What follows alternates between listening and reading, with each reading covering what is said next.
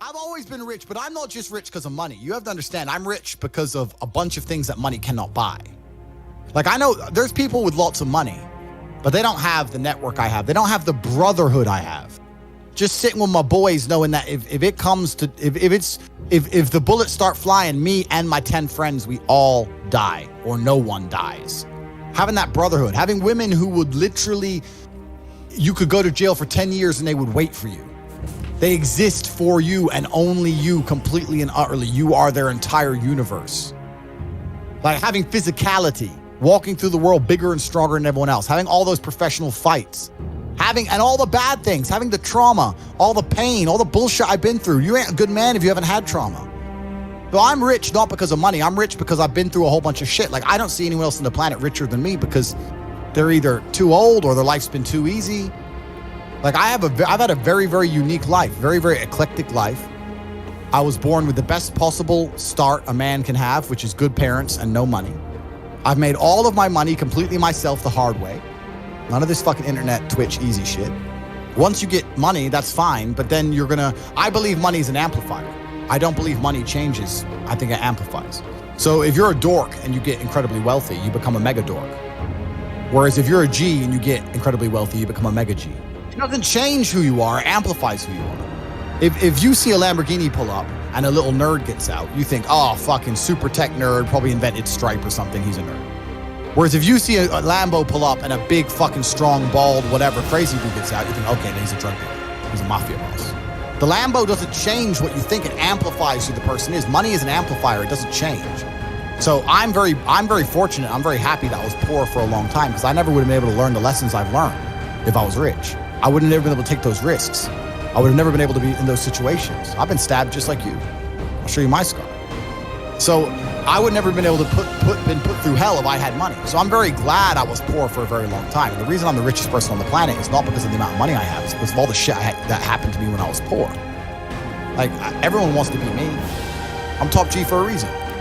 I've got it all. I've got every single gift that God can give, plus all the gifts you can make yourself. And I state that without arrogance. I don't mean to be arrogant, but I am a realist. And as a realist, it would be absolutely unprofessional for me to sit here and pretend I'm not an exceptional human being.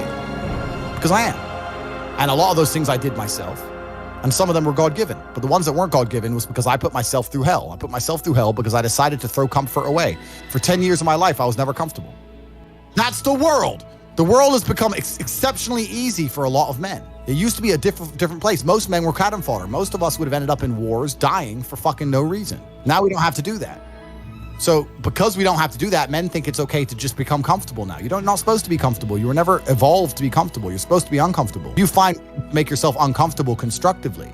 It's very easy to be anything you want. You talk about GTA, Grand Theft Auto. I know the game. I used to play the old one on the PlayStation 1 when I was a child. But I've never played any of those games, but I find it amazing that people will sit there and spend all their time upgrading that character, making as much money as they can, getting the best guns, getting strong, getting some hoes, meeting important people, getting the best car. They'll do all that in a game, but they won't do it in real life. I find that incredible. Like, my life is GTA. I don't need to play a game for GTA. If I want a gun, I'll fucking buy it. If I want a car, I'll fucking buy it. I want a bitch, I'll get her. It's me. I am GTA. I don't see why people play the games. They play the games because they're scared of loss. Because if you die in the game, you get another chance. If you lose in the game, you get another chance. In life, you get one shot. If you get some balls, that's what life is as a game. That's what life is as a man. This is one big video game. You get to upgrade your character. You're not born with any value. All these women that you just put me on with are born with value. They're pretty already. They're gorgeous already. They're good looking enough. Even if they're a 5, someone's going to give a shit they exist because someone wants to fuck them. As a man, if you don't make yourself valuable, you have no value. You have to get up and do it. Just like a video game, you start with fucking 0. You have to decide if you want to complete it. You have to upgrade your character. So I find it amazing that men are going to play video games and fuck about and waste their time instead of upgrading their character. But the point is, that's a conscious decision you make. When I tell people that you are the sum of the 5 people you spend the most time with, everyone agrees. They go, yeah, that's probably true. The 5 people you spend the most time with, that's what you're going to end up like. They say, yeah, that's true. And then they continue to hang around with people who they don't want to be. Why? There has to be a point. There has to be a point where you sit and go, okay, you're my friends, etc., etc. I love you guys. Yeah, we can talk, whatever. But I'm on a different life path. You have to leave some people behind. You wouldn't want to be, if you were to come hang out with me and you were in a room with me and my 5 friends, you'd feel you'd feel self-conscious. If you were to come hang around with me and my crew, you would be self-conscious, and that self-consciousness would motivate you, or they would certainly instill the discipline required for you to change. You don't feel self-conscious amongst your peers. That's why you don't change. If you were to get in a room and you're the only person who ain't a fucking monster, you'd want to become a monster. That's life. That's humanity. If we were still in the animal kingdom, the lions that you see on TV, they weren't just born big lions. They had to fight other lions. They had to fight to get that antelope. They had to fight other animals, hyenas, jackals. They had to fight to be the boss. We're living in a comfortable world now where people think, oh, it doesn't matter, it doesn't matter. But you know what? To some degree, it does matter. It does matter, and I'll tell you who it matters to. It matters to your soul, and it matters to God. I stand in the mirror with a pure heart. I know I am the best version of me that could possibly ever exist. I know that God is proud of me.